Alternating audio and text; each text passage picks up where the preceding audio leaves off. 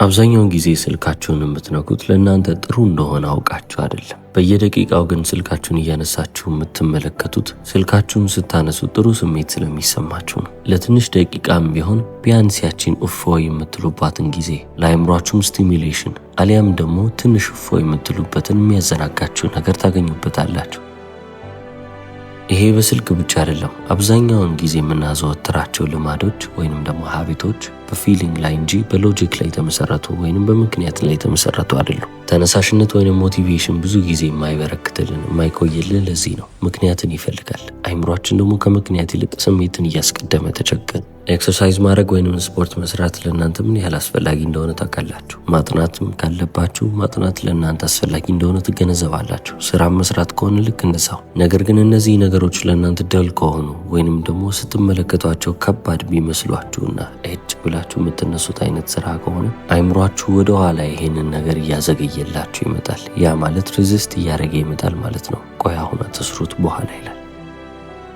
እናንተ መስራት እንዳለባችሁ እያወቃችሁ እንኳን አይምሯችሁ እሺ ብሎ ሊታዘዝላችሁ አልቻለም። አይምሯችሁ በጥረታችሁ ልክ ሳይሆን እየታዘዝላችሁ ያላችሁት በምትጠብቁት ልክ ነው። የስልኩን ምሳሌ ድጋሚ ማንሳት እንችላለን። ስልካችሁን አንስታችሁ የምትመለከቱት ቅድም ስመለከተው ጥሩ ነገር አግኝቻለሁ ብላችሁ ስላሰባችሁ ሳይሆን አሁን ብከፍተው ምናልባትም ጥሩ የሚባል ነገር ላገኝ እችላለሁ የሚል ሀሳብ አይምሯችሁ ውስጥ ስላለን ከዚህ ኤክስፔክቴሽን ጀርባም ያለው ኬሚካል ምንድን ነው ካላችሁ ዶፓሚን ይባላል። አንዳንዶች ፕሌዠር ኬሚካል ይሉታል። አይምሯችን ውስጥ የዶፓሚን ኬሚካል የሚረጨው የአንድ ነገርን ሪዋርድ ስናገኝ አይደለም፣ የጠበቅነው ነገር ሲመጣልን ሳይሆን መጀመሪያ መጠበቁ ወይንም ደግሞ አንቲሲፔሽኑ ነው ይሄንን ሁሉ ኬሚካል የሚያመጣው። የሆነን ተግባር ከማድረጋችሁ በፊት ይሄንን ተግባር ሳረግ እንዲህንን ነገር ይመጣል የሚል ስሜት በውስጣችሁ ውስጥ ያድራል። ያ ደግሞ ጉጉትን ይፈጥራል። የዛኔ ነው የዶፓሚን ኬሚካሎች የሚረጩት እንጂ አንድ አክሽኑን ከሰራችሁ በኋላ የምታገኙትን ውጤት አግኝታችሁ አይደለም።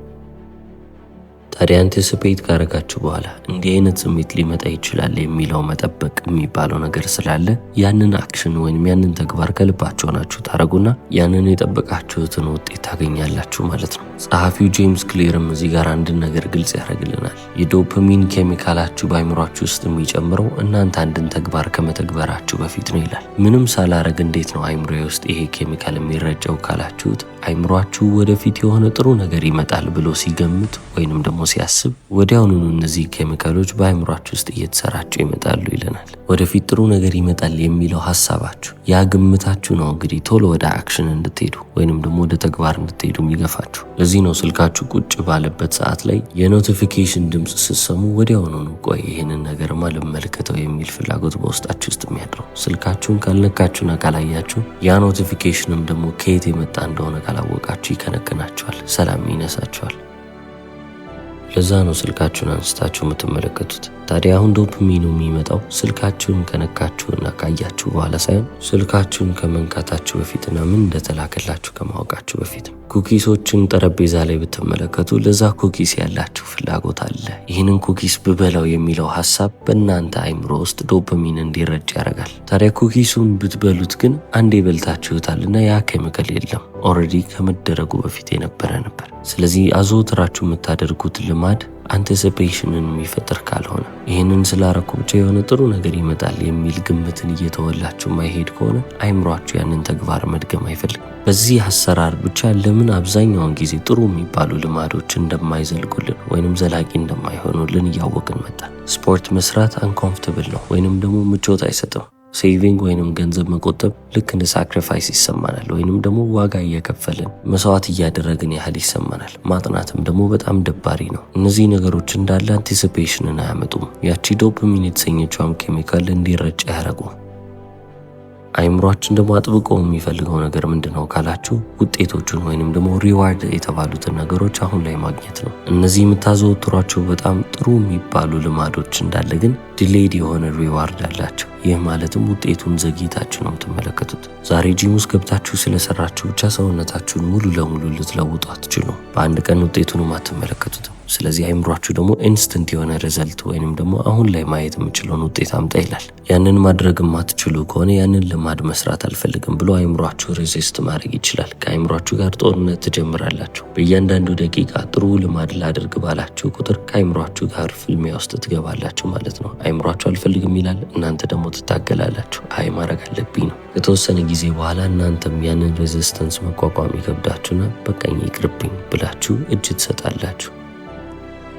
ስለዚህ አሁን መፍትሄው ምንድነው ካላችሁ ጄምስ ክሊር ሜክ ዩር ሃቢት አትራክቲቭ ናው ይላል። ልማዶቻችሁ አሁን ላይ ለእናንተ ሳቢ እንዲሆኑ ማድረግ መቻል አለባችሁ። ስፖርት ብሰራ እኮ የተስተካከለ አቋም ይኖረኛል ካላችሁ ያ የተስተካከለው አቋም የሚመጣው ወደፊት ስለሆነ አሁን ኢንስተንት የሆነ ነገር ወይንም ደግሞ በዚህ ሰዓት የሚመጣ ውጤት የለም። ስለዚህ አይምሯችሁ አሻፈረኝ ይላል። ስለዚህ የምርም የሚጠቅሙንን ልማዶች እንዴት ነው አትራክቲቭ የምናደርገው ወይንም እንዴት ነው ሳቢ የምናደርገው? የመጀመሪያው ቴምፕቴሽን ባንድሊንግ የሚባል መንገድ አለ።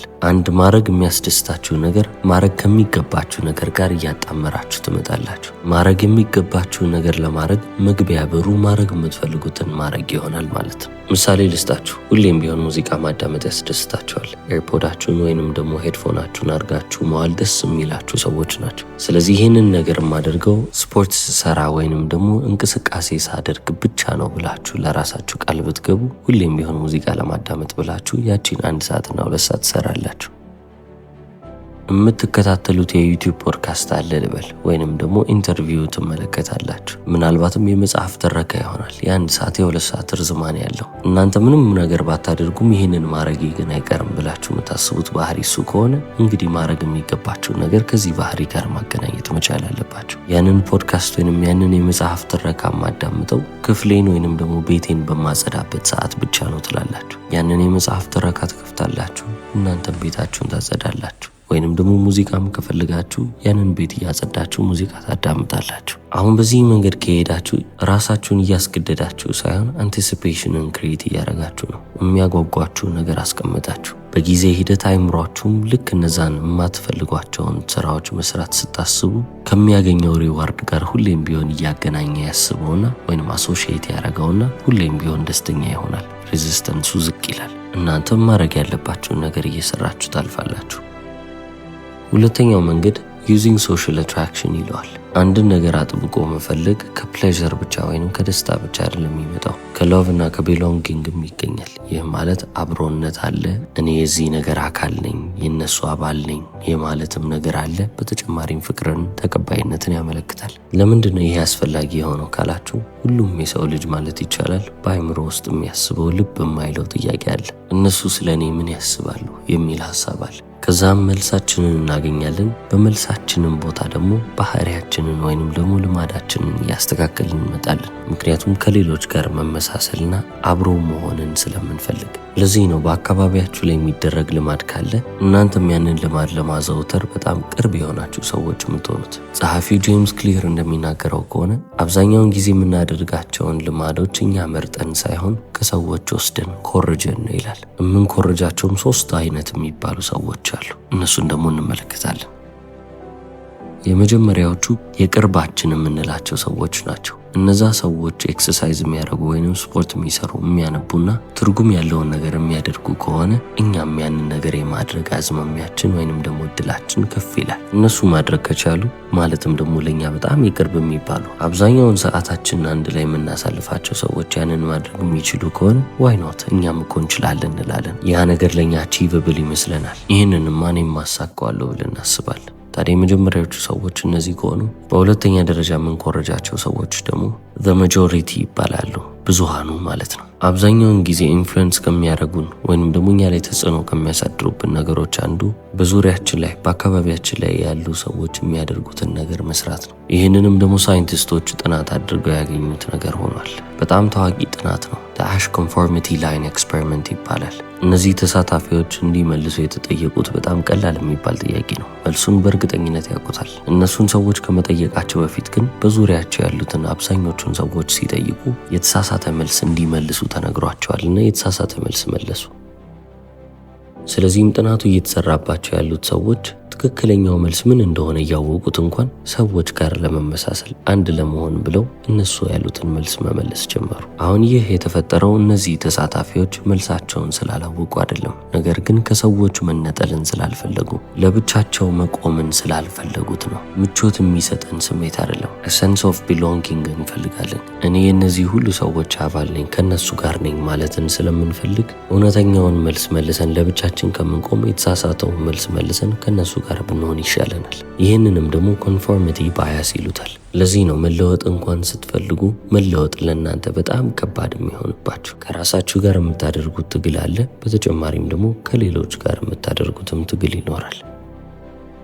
ከጓደኞቻችሁ ጋር ሬስቶራንት ውስጥ ገብታችሁ ሁሉም ሰው ጃንክ ፉድ የሚያዝ ከሆነ በርገርና ፒዛ የሚያዝ ከሆነ ሌላ ጊዜ ላይ እናንተ ጤናዬን እንጠብቃለሁ ብላችሁ ጤናማ ምግብን የምትበሉ ሰዎች ብትሆኑ እንኳን እነሱ እንደዛ አይነት ጃንክ ፉድ ሲበሉ እየተመለከታችሁ እናንተ ቁጭ ብላችሁ ሰላጣችሁ መብላት አትፈልጉም። ስለዚህ ከነሱ ጋር ተመሳሳይ ምግብ ታዛላችሁ። ለብቻችሁ ብትሆኑ ግን ሰላጣን አዛችሁ ትበሉ ነበር። ስለዚህ አሁን ብዙሃኑን መለወጥ አትችሉም፣ ወይንም ደግሞ ብዙሃኑን መቃረን አትችሉም። እናንተ ማድረግ የምትችሉት ለእናንተ ተመሳሳይ የሚሆነውን ብዙሃን መፈለግ ነው። እንደናንተ አይነት ሰዎችን በብዛት ትፈልጋላችሁ። ከነዛ ሰዎች ጋር ስትሆኑ እናንተ ማድረግ የሚያስደስታችሁ ነገር ታደርጋላችሁ። እነሱም ደግሞ እንደናንተ አይነት ባህሪ ስላላቸው የመገለል ወይንም የመነጠል ስሜት አይሰማችሁ። አሁን አንድን ባህሪ አትራክቲቭ አድርጉ ወይንም ሳቢ አድርጉ የሚለውን ክፍል አልፈን ወደ ሪስፖንስ አለፍን፣ ወይንም ደግሞ ምላሽ ወደ መስጠት አክሽን ወዳለበት ቦታ። በዚህ ቦታ ላይ በጣም ትልቅ የሚባለው ጠላታችን ፍሪክሽን ይባላል። የሰው ልጅ አይምሮ በእጅጉን የሚፈልገው ነገር ምንድን ነው ካላችሁ፣ በጣም ቀላል የሚባለውን ጥረት የምናወጣበትን መንገድ መምረጥ ነው። ውሃ እንዴት ቁልቁል እንደሚወርድ ተመልከቱ። በድንጋዮቹ ላይ ወይንም ደግሞ ከፍ ከፍ ባሉት ነገሮች ላይ ሳይሆን በጎኑ ባለው ዝቅ ባለው መንገድ በኩል ቢሄድ ይመርጣል። ስለዚህ እናንተም ልማዶቻችሁ የበለጠ ከእናንተ ኤፈርት የሚጠይቁ ከሆነ ወይንም ደግሞ ብዙ ጥረት የሚፈልጉ ከሆነ እናንተ ያንን ነገር የማድረግ እድላችሁ በጣም ዝቅ እያለ ይመጣል። ስልካችሁን ቁጭ ብላችሁ ለመነካካትና ቁጭ ብላችሁ ቲቪ ለመመልከት ግን ምንም አይነት ጥረት አይፈልግም፣ መቀመጥ ብቻ ነው። ስለዚህ ብዙ ጊዜ ራሳችሁን በዛ ቦታ ታገኙታላችሁ። ያንን ነገር የምታዘወትሩት ሊስት ኤፈርት ስላለው። ስለዚህ መልመድ ያለባችሁን ምንም አይነትን ልማድ አምጡና ሃው ካን አይ ሜክ ዲስ ኢዚየር ብላችሁ ጠይቁ። እንዴት ነው ይህንን ልማድ ለእኔ በጣም ቀላል ላደርገው የምችለው በሉ። በራሳችሁ የውሳኔ አቅም ላይ ብዙ ባትተማመኑ ላለሁ የመጀመሪያው ማድረግ ያለባችሁ ነገር ኤንቫይሮንመንታችሁን ወይም አካባቢያችሁን በደንብ አድርጋችሁ ማስተካከል ነው። አንባቢ መሆን ከፈለጋችሁ መጽሐፍ ማንበብ በፈለጋችሁ ሰዓት ላይ መጽሐፍ ለመፈለግ መነሳት የለባችሁም። አይናችሁ በሚያየው መንገድ ብቻ መጽሐፎች በአካባቢያችሁ ሊኖሩ ይገባል፣ እያንዳንዱ ቦታ ላይ።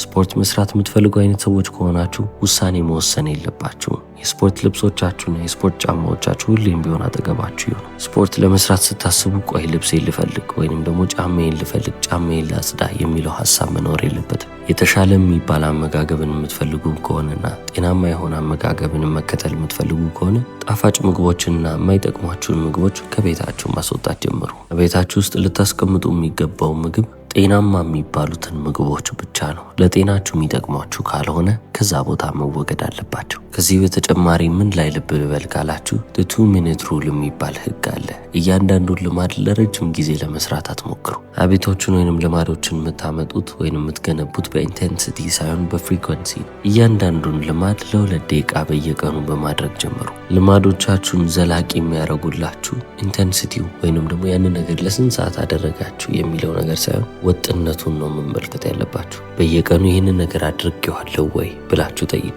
መልሳችሁ አዎ ከሆነ ጥሩ ሄዳችኋል። ወደ አራተኛው ደግሞ እንምጣ። ሜክ ኢት ሳቲስፋይንግ፣ እርካታ የሚሰጣችሁ ነገር ይሁን ይላል። አንድን አክሽን ካደረጋችሁ በኋላ ሪዋርዱ ለእናንተ ሳቲስፋይንግ መሆን አለበት። የምታገኙት ውጤት ለእናንተ በጣም ጥሩ መሆን አለበት። ጥሩ የሚባሉትን ልማዶች ብዙ ጊዜ ማናዘወትራቸው ለዚህ ነው። ጥሩ የሚባል ስራ አሁን ከሰራን ውጤቱን የምናየው ወደፊት ነው። አሁን ላይ ኢንስተንትሊ የምናገኘው ምንም አይነት ጥሩ የሚባል ውጤት ስለሌለ ቶሎ ተስፋ ልንቆርጥ እንችላለን ማለት ነው። ስለዚህ እያንዳንዱን የምናደርገውን ተግባር ወይንም ደግሞ ልማዳችንን ከፈጸምን በኋላ ትልቅ የሚባል ፕሮግረስ እንዳከናወንን አይምሯችን ልብ ሊያስተውል ይገባል። ስለዚህ ቢያንስ ቼክ ቦክስ ብናዘጋጅ ጥሩ ነው። ቱዱ ሊስታችሁን ወይንም ዛሬ ማድረግ ያለብኝ እነዚህ ናቸው ብላችሁ የዘረዘራችሁት ነገር አለ። እነሱን ቲክ ቲክ ታረጋላችሁ። ወርክአውት ማድረግ ወይንም ስፖርት መስራት ሰርቻለሁ ብላችሁ ከላይ የራይት ምልክት ታረጋላችሁ። 5 ገጽ አንብቤ ያለው ብላችሁ አሁንም ታሰምራላችሁ። ጤናማ ምግብን በልቻለሁ ብላችሁ አሁንም ቲክ ታረጋላችሁ። እንዲህ ያላችሁ ነው የምታልፉት። ይህንን ባደረጋችሁ ሰዓት ላይ አይምሯችሁ ለውጡን መመልከት ይጀምራል። ቪዚብል ሆነለት፣ በአይን የምታዩት ይሆናል። ብዙ ጊዜ ጥሩ ልማዶቻችንን የምንተወው ፕሮግረስ ኢንቪዚብል ስለሚሆንብን ነው፣ ወይንም ደግሞ ለውጣችንን እድገታችንን ማየት ስለማንችል ነው። አሁን ግን በዚህ መንገድ ከሄድን ማየት እንችላለን፣ ልብ እንለዋለን፣ እናስተውለዋለን። ያም ደግሞ ወደ ተሻለ ውጤት ያመጣናል። ከውጤቱም በላይ ይህንን ውጤት ስናገኝ ሳቲስፋይንግ ስለነበረ እርካታ ስለሰጠን አሁንም ይህንን ነገር ደግሜ ላድርገው የሚል ፍላጎት እናገኛለን። ጸሐፊው ሁለት ጥንዶችን እንደ ምሳሌ ያነሳል። ቤታቸው ውስጥ ኩክ እያረጉ መብላትን ያቆሙና አብዛኛውን ሰዓታቸውን ውጪ በመብላት ገንዘባቸውን ይጨርሳሉ። ስለዚህ ይህንን ልማዳቸውን ማቆም ከበዳቸው። ታዲያ ይህንን ልማድ ለማቆም አንድ አዲስ መፍትሄ ይዘው መጡ። እያንዳንዱን ውጪ የምንበላበትን ገንዘብ ወደ ዝግ አካውንት ውስጥ እናስገባና ያ ገንዘብ በቂ በሆነ ሰዓት ላይ ዩሮፕ ሀገር ሄደን እንዝናናበታሉ። አሁን እነዚህ ካፕሎች እቤታቸው ቁጭ ብለው መብላትን ይጀምራሉ ማለት ነው። ለምን? የተሻለ የሚባል ውጤትን አገኛለሁ ብሎ ስላሰቡ ስለጠበቁ። በየቀኑ ሬስቶራንት ሄዶ ከመብላት በላይ በአመት ውስጥ 2 ወይም 3 ጊዜ ዩሮፕ ሀገሮች ውስጥ መሽከርከርና መዞር በጣም የተሻለ እንደሆነ ልብ አለው። ስለዚህ አሁን ላይ የቤታቸው ቁጭ ብለው ኩክ ሲያደርጉ ለነሱ ዩሮፕ የመሄጃ ጉዟቸውን እያስተካከሉ እንደሆነ እየተረዱ ነው። ስለዚህ ይህ ሀቢታቸው ወይንም ደግሞ ልማዳቸው ለነሱ ጥሩ የሚባል ስሜትን ሰጣቸው ማለት ነው። ስለዚህ በእነዚህ አይነት መንገዶች ሀቢቶቻችሁን ወይም ልማዶቻችሁን እየቀየራችሁ እናንተ የምትፈልጉትን ህይወት መኖር ትችላላችሁ። በጄምስ ክሊር የተጻፈውን አቶሚክ ሃቢትስ የተሰኘውን መጽሐፍ በ3 ተከታታይ ክፍሎች በዚህ መንገድ ተመልክቼላችኋለሁ። እስከ መጨረሻው ስለተከታተላችሁልኝ አመሰግናለሁ። ቻው።